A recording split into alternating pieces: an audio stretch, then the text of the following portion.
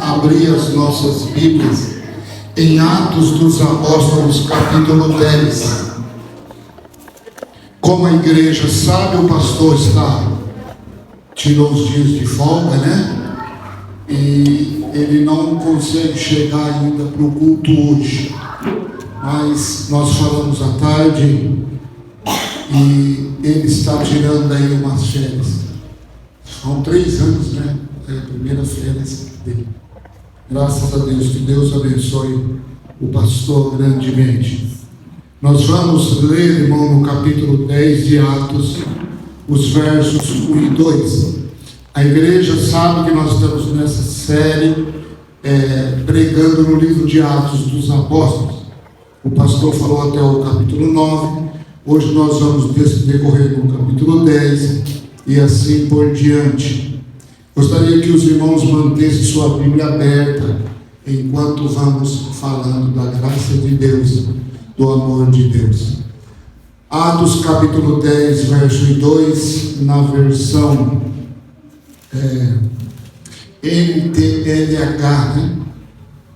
Já está lá já. São estes, gente, não, é Atos 10, 1 e 2. Na cidade de Cesareia havia um homem chamado Cornélio, que era comandante de um batalhão romano chamado Batalhão Italiano. Ele era um homem religioso. Ele e todas as pessoas da sua casa adoravam a Deus. Cornélio ajudava muito os judeus pobres e orava sempre a Deus. Que Deus, de fato, irmãos, nos abençoe em nome de Jesus Cristo. Cornélio, este homem ganha um capítulo inteiro falando sobre ele, sobre a sua família na Bíblia. Imagine, irmãos, que privilégio Deus destacar uma família na Bíblia, e com isso ele ganha um capítulo inteiro. Gostaria de falar com os irmãos um pouco quem é Cornélio, que esse homem fazia, que ele era, só para a gente se localizar aqui em nosso contexto daquilo que vamos dar destaque. Gostaria que você prestasse atenção, nós não vamos demorar muito não. Vamos usar o tempo aí, 2 horas e meia, 3 horas, no máximo, tá bom? Não vamos tomar muito tempo dos irmãos, né? Muito bem. Cornélio foi um centurião romano convertido ao cristianismo no século I. Na sua época em que os apóstolos lideravam a igreja primitiva, ele é o primeiro gentil registrado nominalmente no Novo Testamento a ser convertido ao cristianismo. A história de Cornélio está registrada no capítulo 10 do livro de Atos dos Apóstolos. Se você já leu e conhece, você já deve ter passado aí pelo Cornélio. Cornélio é um homem que morava em Cesareia, centurião da corte chamada italiana, piedoso, temente a Deus com toda a sua casa. Ele fazia muitas esmolas ao povo e de contínuo orava a Deus. Esse homem tinha algumas qualidades, né? Um homem temente a Deus, e é por isso então que ele ganha esse destaque. Um homem que de contínuo orava a Deus. Cesareia ficava a cerca de 48 quilômetros de Jope. O centurião era um oficial subalterno, isto é, alguém que depende do outro, ou aquele que está sob ordens de outro, que é subordinado ou inferior a outro em graduação, em autoridade.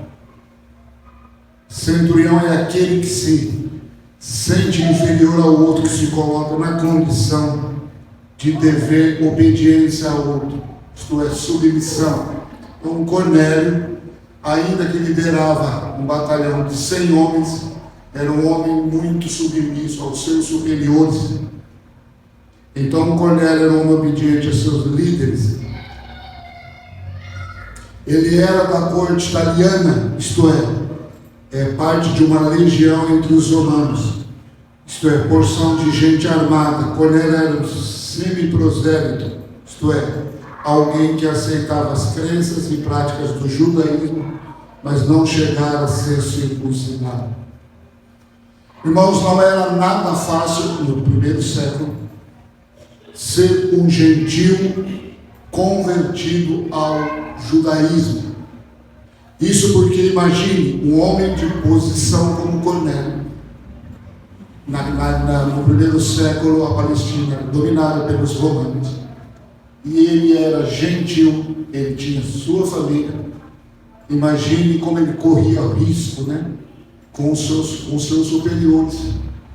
Mas esse homem ganha destaque, nós vamos falar sobre isso. Esse homem ganha destaque de um capítulo inteiro na Bíblia. Ele era um homem bem corajoso, não tinha medo de expor sua crença diante dos outros. Esse é algum destaque que eu quero dar logo mais. Sua família e seus amigos sabiam de sua fé e confiança em Deus. Esse é o Cornélio, no capítulo 10 do livro de Atos dos Apóstolos. Irmãos, Cornélio tinha os seus desafios. Ele tinha que saber, né, o que ele estava fazendo, por causa da autoridade que pesava sobre ele. Tinha soldados ao seu comando, mas ele tinha também os seus líderes que o comandavam. Assim também a igreja de Cristo hoje é desafiada a viver para Deus e tornar a palavra de Deus conhecida entre nossa família e amigos. É por esse caminho que eu quero trilhar com você. Quero fazer uma pergunta: sua família, os seus amigos já sabem da sua fé? Sabem do Deus que você crê? Você já contou para todos da sua família? Você já conversou com seus amigos, já disse que você tem fé de fato em Deus? Você já disse para eles que Deus é o seu Deus? Cornélio fez isso, porque o que ele fez? Um anjo aparece a Cornélio, ele manda chamar Pedro, ele reúne toda a família e os amigos. Quando Pedro chega para falar da palavra de Deus, eles até assustaram que tinha tanta gente. Ele convidou a família para ouvir a palavra de Deus e todos os seus amigos. Pense comigo, talvez nós também precisamos tomar hoje como exemplo o Cornélio. Por quê? Porque nós precisamos convidar a nossa família para ouvir a palavra de Deus. Pode ser que alguém que Cornélio convidou nesse dia não esteve lá. E olha, irmãos, o Espírito Santo caiu sobre eles. Eles começaram a falar em outras línguas. Foram ganhos pela graça de Deus, a família de Cornélio. A graça de Deus se manifestou. Quero dizer uma coisa para você nunca mais esquecer. Guarde bem o que eu vou te dizer agora. Se você disser para a sua família, falar sobre a palavra de Deus a ela, falar sobre a graça de Deus, o amor de Deus a ela, o Espírito Santo de Deus também vai ganhar a sua família, vai salvar a sua família, seus amigos, as pessoas que a gente ama. Talvez é um companheiro de trabalho, talvez é alguém mais próximo. Mas, irmãos, o que eu estou dizendo não é tarefa fácil, eu sei que é difícil, porque muitas vezes nós somos rejeitados. Nós, no sentido da palavra de Deus, não é aceita, às vezes, por pessoas, somente nossos queridos. Às vezes o marido está em Cristo, a esposa não. Às vezes a esposa está em Cristo e o marido não. Não é tarefa fácil. Cornélio tinha os seus desafios. Como já vimos acima, nós também temos os nossos desafios a vencer. Quais são os seus desafios na vida diária para que você possa levar ao conhecimento da sua família e dos seus amigos a palavra de Deus? Qual é o seu maior desafio? Deixa eu citar alguns aqui. Talvez seja a falta de leitura e de oração da palavra de Deus. Porque, irmãos, a leitura da Bíblia e a oração, ela nos conecta com Deus de maneira íntima. E isso nos enche de força, de coragem. A gente vai ter coragem para chegar num familiar, num amigo e dizer: olha, Jesus Cristo de fato quer salvar você, ele salvou a minha vida e quer salvar a sua. Veja o que eu estou dizendo, é tão simples falar da graça de Deus. Lembra que o pastor disse há uns cultos atrás? Precisa ser teólogo, precisa ser pastor, ser doutor em teologia. Não. Nós precisamos apenas dizer aos nossos familiares, dizer aos nossos amigos, pessoas, que assim que Deus, com a graça de Deus, me alcançou, também pode alcançar você. Talvez algum pecado a vencer, pode ser. Talvez o teu desafio é algum pecado a vencer. Eu não sei, de repente você tem algum pecado que precisa vencer. Por favor, expõe o teu pecado a Deus. Conte a Deus o seu pecado. Talvez você diga assim: precisamos confessar uns aos outros. Imaginemos que você não consegue contar a ninguém, mas conte a Deus, expõe a Deus. O salmista chega a dizer: eu não escondi o meu pecado, mas ele disse para Deus, ele revelou para Deus. E nessa revelação, então, vem o abandono, e você vai vencer o pecado. Seja como for, continue a buscar em Deus a sua vitória. Quando se fala em vitória hoje, algumas coisas vêm à nossa mente, mas eu estou dizendo em você, vencer a você mesmo e se colocar à disposição de Deus, ao trabalho, ao serviço do reino de Deus. Seja em qual área for, irmãos. A Bíblia nos garante que Deus está conosco sempre. A Bíblia garante isso para nós. A presença de Deus é uma realidade. Eu sei que talvez você dirá: mas eu não sou isso, eu não sou aquilo, eu não tenho isso, eu não tenho condições, eu não consigo, eu nem consigo orar. É hora da igreja se despertar. É hora de cada um de nós abrir o nosso coração e dizer: Senhor, eu quero, eu preciso estar na tua presença. Esse é o melhor lugar para alguém estar. Essa é a maior vitória que o homem pode ter. Eu sei que algumas pessoas, quando nós falamos em vitória, já pensam em casa, já pensam em famílias, mas eu quero deixar uma coisa bem clara, irmãos. A maior vitória é nos mantermos na presença de Deus. Amém. Se eu e você nos mantermos na presença de Deus, pode ter certeza que alguém vai perceber, alguém vai notar, alguém vai dizer algo diferente, alguém vai querer te ouvir, alguém vai querer ouvir a palavra de Deus. Cornélio orava de contínuo. Cornélio reunia a sua família, sabia, os soldados estavam ao seu comando, sabiam da sua fé, porque o nosso contexto fala que o próprio capítulo 10 você vai encontrar, os soldados sabiam quem era Cornélio, sabiam que era um homem temente a Deus, um homem que buscava a Deus. Mas a nossa família de fato sabe quem somos. Será que a minha esposa poderia dizer: mas você está pregando, você não é isso? Ou o marido falar: minha esposa está falando, mas não é isso. Nós precisamos de fato, irmãos, acordar. Experiências com Deus vêm através da nossa dedicação e obediência à palavra de Deus. Quando se fala em experiência, acho que o irmão Júlio falou ontem, de uma experiência, depois que nós conversamos, ele percebeu a presença de Deus. Experiência é dessa experiência que eu falo. A experiência é quando você está ali, intercedendo, lutando com Deus. Você percebe Deus falando com você de maneira sobrenatural. A gente tem o natural, que é da palavra de Deus, mas Deus também fala de outras maneiras. Tá? Quando a obediência é marca registrada de alguém, essa pessoa é recompensada com a presença de Deus. Vou repetir. Quando a obediência é a marca registrada de uma pessoa ou de uma igreja, essa igreja ou essa pessoa é recompensada com a presença de Deus. A obediência a Deus traz Deus para perto de nós. Deus ama a obediência, irmãos. É isso que Ele quer. É isso que Ele espera da igreja. A obediência traz resultados maravilhosos e muita intimidade com Deus. Vou dizer uma coisa para os irmãos: não se engane, viu? Não se engane. Deixa ninguém te enganar.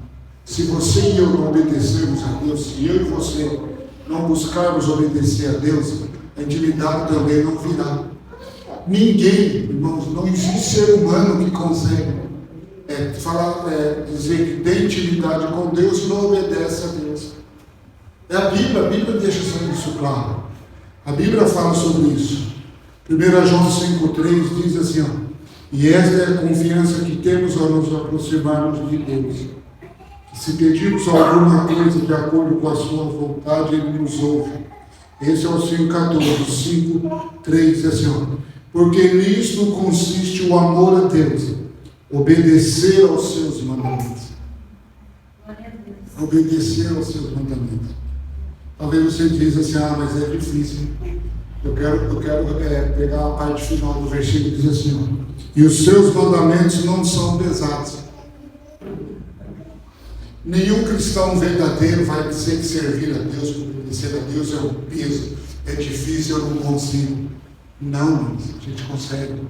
Não porque nós somos diferentes, no sentido de sermos melhores do que os outros, não. Por causa da graça de Deus que está em você. Se a graça de Deus for uma realidade na sua vida, naturalmente você vai obedecer a Deus. Você vai cumprir a palavra de Deus. Você vai querer Deus o tempo todo. Você vai querer ouvir, você vai querer ler, vai querer participar. Você vai querer ser uma bênção na vida dos outros, se a graça de Deus for uma realidade. Cornélio era um homem piedoso, temente a Deus. E o que isso nos ensina? Isso ensina que devemos imitar essas qualidades e práticas para um relacionamento saudável com Deus. Devemos buscar a piedade. Devemos buscar, essa palavra que eu vou dizer, não é fácil, irmão. Na hora que eu fico imaginando a luta que eu e você temos quando se fala em santidade. É fácil ser santo? Fácil você ser aquela pessoa de fato piedosa? Você vai ter que lutar contra toda uma cultura, contra muitas pessoas. E mais você vai ter que lutar contra você mesmo, contra o seu próprio desejo, que é o desejo da sua carne. É difícil, né? Não é fácil, não. Mas nós temos que vencer. Porque nós somos chamados para sermos santos, tá? Somos chamados para sermos santos. Ninguém que leve a vida cristã no automático consegue viver para Deus. Com Deus em uma relação de intimidade com Ele. O pastor, ele fala muito sobre isso, eu até quero repetir. Precisamos ser intencionais. Se deixar a vida me levar, a vida leva eu, e esperar que nós vamos buscar com isso a santidade, que nós vamos agradar a Deus, irmãos. Não, isso não acontece. Para se agradar a Deus, eu vou ter que dedicar um tempo, eu vou ter que ser intencional na busca das coisas de Deus, na busca da palavra de Deus. Para que possamos agradar a Deus, é necessário intencionalidade nas práticas, devoções e aplicações em nossas vidas. Precisamos aplicar a palavra de Deus em nossas vidas. Como o pastor já disse também, se nós pegarmos a Bíblia e não usarmos a Bíblia, não lermos a Bíblia, ela apenas será um livro como outro qualquer lá na nossa casa. Não há força espiritual se nós não buscarmos. Eu conheço uma família, não quero citar aqui o nome, que eles acreditam que a Bíblia, como está aberta ali, ela estando aberta, ela pode, os maus espíritos não chegam. Infelizmente, isso não é verdade. A palavra de Deus precisa ser praticada, precisa ser colocada dentro de nós. Jesus disse: e conhecereis a verdade, e a verdade vos libertará. Todo cristão é desafiado a viver para Deus. Todos nós somos desafiados a viver para Deus. Preste muita atenção, irmãos. Todos nós somos desafiados a viver para Deus. eu quero perguntar em cima disso: você já vive para Deus? Se isso for verdade, amém. Se não, comece agora. Comece já. Imagine que hoje seja a sua última noite entre nós aqui. Viva essa noite para Deus. Talvez amanhã eu ou alguém aqui pode até partir. Não sabemos. Não sabemos. Essa semana nós perdemos um amigo em Ouro assim. Quando me falaram que foi eu que fui para fazer o serviço, sabe, você até bem sem acreditar, a pessoa estava trabalhando. Sou muito conhecido em Ouro. De repente passou mal, foi para o hospital, e saiu dali no caixão comigo. Então, irmãos, pode ser que nem tempo. Então aproveite hoje, essa noite, se você diz para Deus: eu quero viver para o Senhor. Ensina-me a viver para o Senhor. E se implique, irmãos, em ser temente a Deus, generoso, pessoa de oração constante a Deus. Comece a orar. Se você não está na prática, comece a orar. Comece a orar. E a oração não é somente quando nós nos reunimos aqui, não, a todo instante. Lavando louça. Quem já orou aqui lavando louça? Lavando louça é um desafio. Lavar louça já não é bom, então nós precisamos orar em todo o tempo, lavando o prato. Senhor, muito obrigado porque eu tenho esse alimento. Se tem o prato sujo é porque o Senhor me deu o alimento. Nós temos muitos motivos também para adorar a Deus. Irmãos, se essa for a nossa realidade de busca de Deus, de oração constante, então somos de fato pessoas intencionais para com Deus. Deus não está esperando aqui que você fique no automático. O que seria no automático? A domingo eu vou na igreja, se estiver tudo bem. Se der tudo certo, se der qualquer coisinha, pronto. Algumas pessoas já não aparecem. Se a nossa vida não é uma constante no serviço cristão, então também não poderemos ser usados para as tarefas espirituais das quais Deus quer nos usar. Deus pegou o homem, fez esse homem andar 48 quilômetros para ganhar uma família. Deixa eu fazer uma pergunta para você: você andaria a pé hoje 48 quilômetros para ganhar uma família? Deixa eu voltar aqui só para confirmar aqui, só um momento, irmãos. Foi 48 quilômetros que eu disse, não foi? Cesareia ficava cerca de 48 quilômetros, e no primeiro século não tinha o que nós temos hoje de carro. Tem gente que pode até de avião, se for o caso. Mas você pega um carro 48 quilômetros, não é nada. Imagina a pé. O pessoal, sai da tua casa agora, vai lá, né? E você vai pregar. E olha o desafio. Pedro foi pregar para um povo do qual ele não gostava. Pedro não era simpático com os gentios. Tanto é que ele precisou ter uma visão de Deus falar com ele, mostrar para que ele fosse pregar. E ele anda então 48 quilômetros. E valeu a pena, não valeu? Ganhou toda a família e amigos que lá estavam. Talvez eu e você, irmãos, poderemos até passar por situações semelhantes.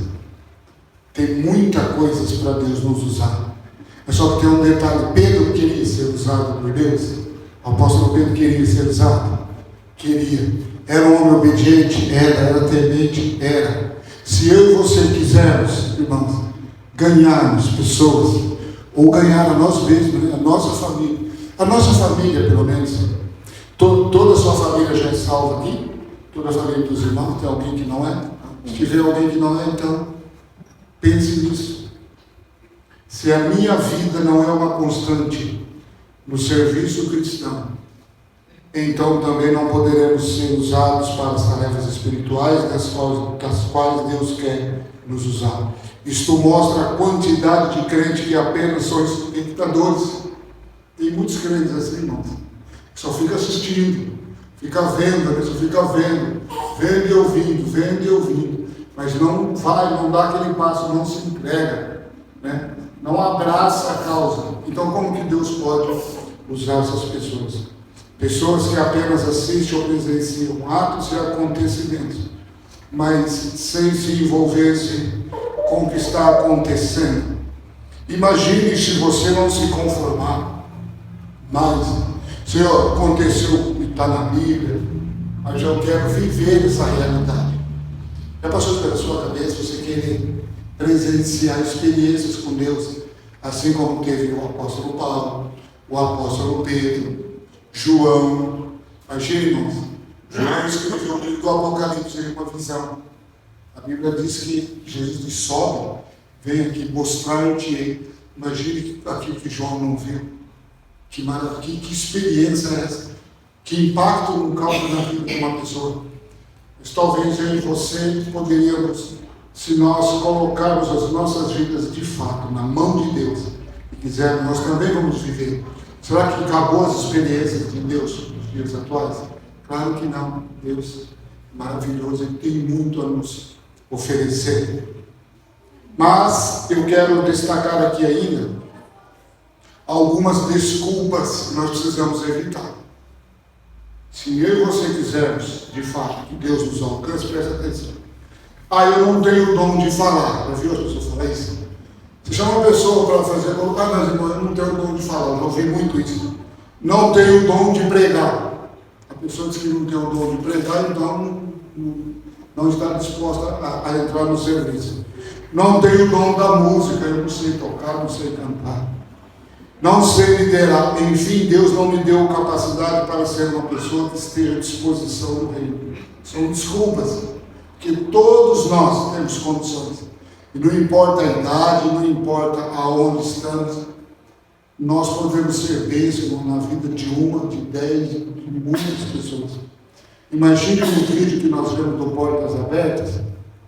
De repente, a igreja, que a nossa igreja, contribuiu para o sustento de um missionário.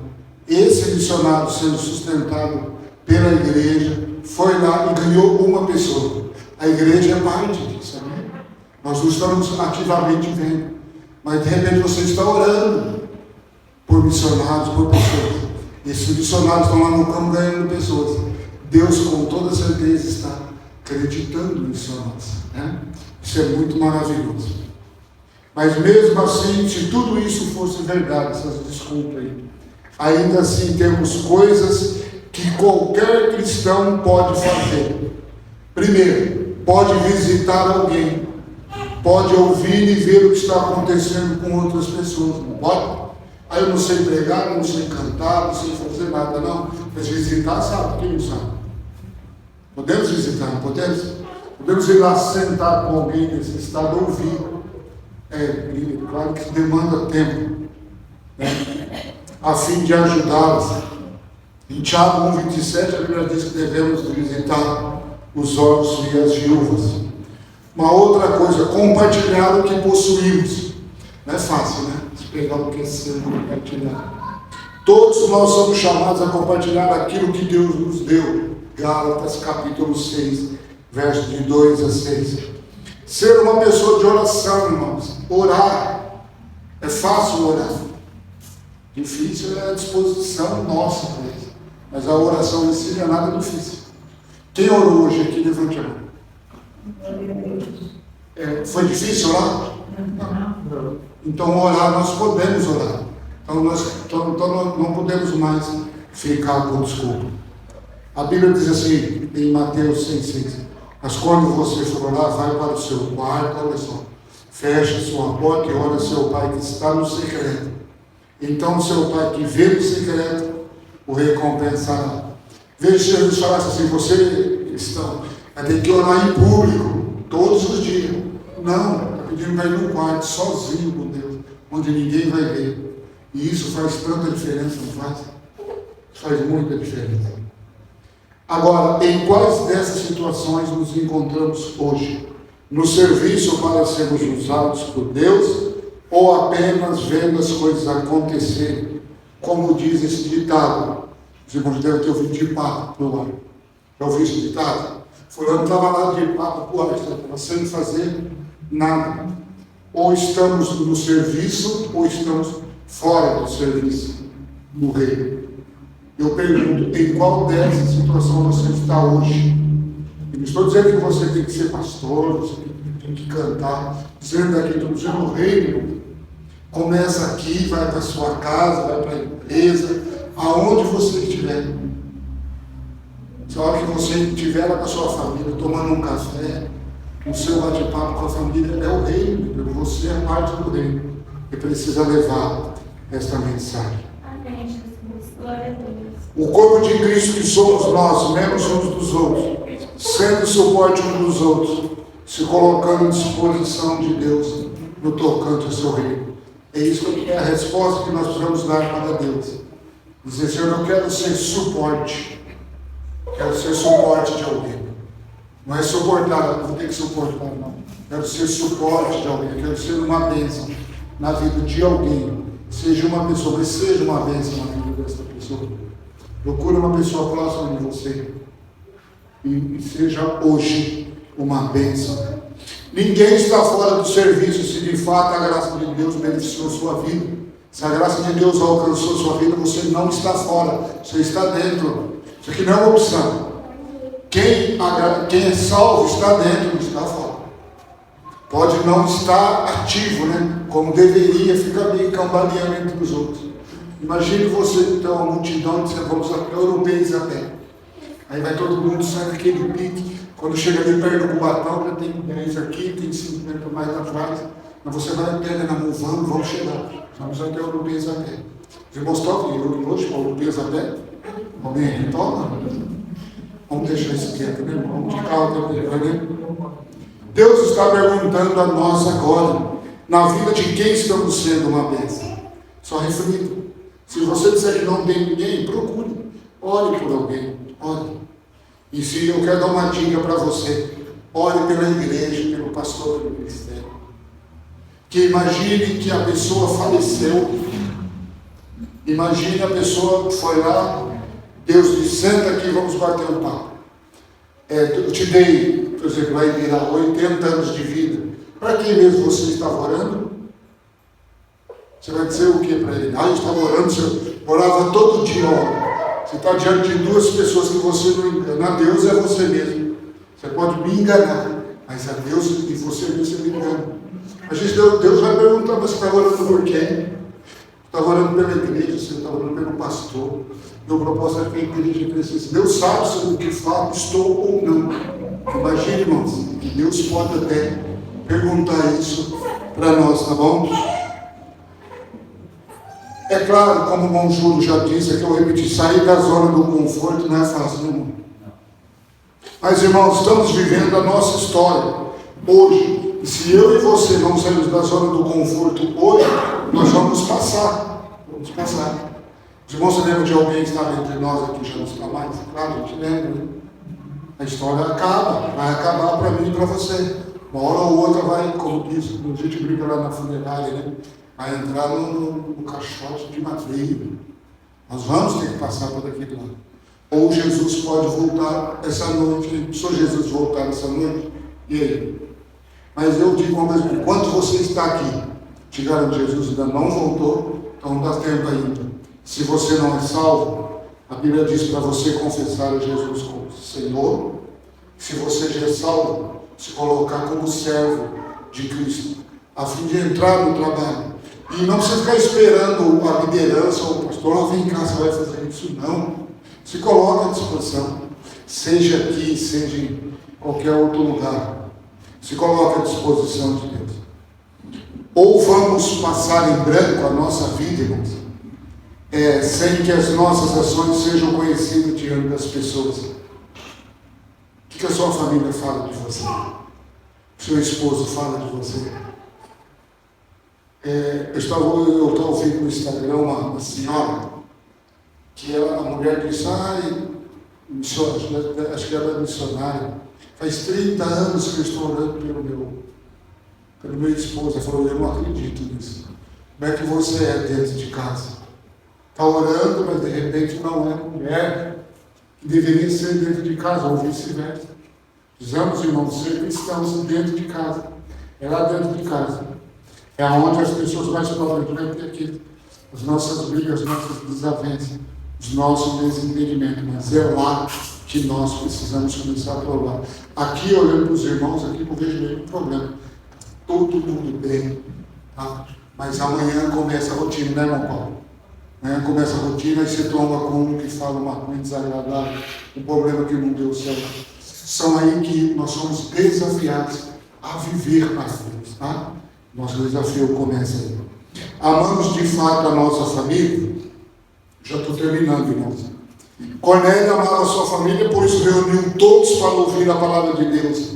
Está aí no verso 2, verso 27 a 33. E eu quero concluir aplicando alguns princípios para nós.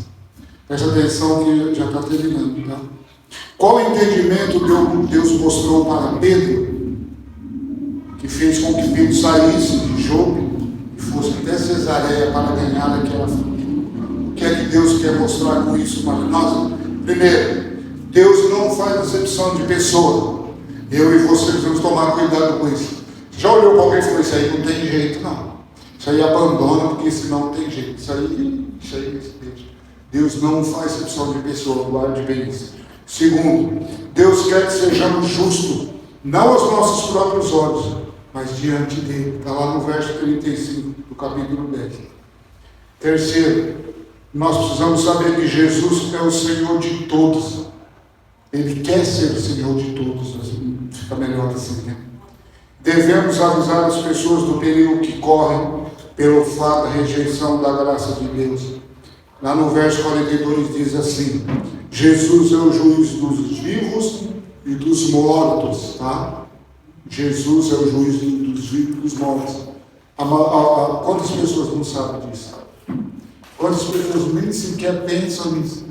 A pessoa diz: ah, morreu, acabou. Então, quando a pessoa dizer para você, deixa eu dizer uma coisa, em Atos 10, 42, diz que ele é juiz dos vivos e dos mortos. E quando a Bíblia está falando dos vivos e dos mortos, não é à toa. Não tem uma palavra na Bíblia que é jogada fora de contexto. Está ali por estar, não? Sendo juiz dos mortos, e vê que ele vai julgar. Julga os vivos e os mortos. Então nós vamos prestar conta. Todos, vivos e mortos, prestaremos contas a Deus, tá? E algumas pessoas estão dormindo. O desejo de Deus é que todos os que creem em nome do Senhor Jesus recebam o perdão dos pecados, assim como recebeu o perdão dos pecados da família de Cornélio. Que o Espírito Santo é dado a todos os que recebem pela fé de Jesus Cristo, o Filho de Deus vivo. E por fim, o batismo. Eu deixei o batismo por último. Eu quero fazer um apelo aqui a você que pela fé já tomou a decisão por Cristo. Procure e converse com o pastor sobre o batismo. Se prepare para isso. Não deixe as coisas andar. Procure se batizar. É preciso se batizar? Sim, há uma necessidade do batismo. A Bíblia diz: quem crê que for batizado, o batismo salva. Não. Estamos falando de salvação. Eu estou uma vez falando sobre isso com uma pessoa dizendo: mas o ladrão da cruz não foi batizado. Fazer uma pergunta: tinha como ele ser batizado ali? Só que os romanos iam deixar, tirar ele da cruz, colocar ele na água, batizar e voltar. Não iria.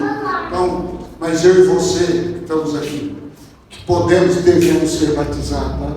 Então, que você já crê no Senhor Jesus Cristo, converse com o pastor Leandro, peça o batismo. Se você já crê no Senhor Jesus Cristo de todo o seu coração, então você deve obedecer a Deus também no batismo. Vamos ficar de pé, irmãos.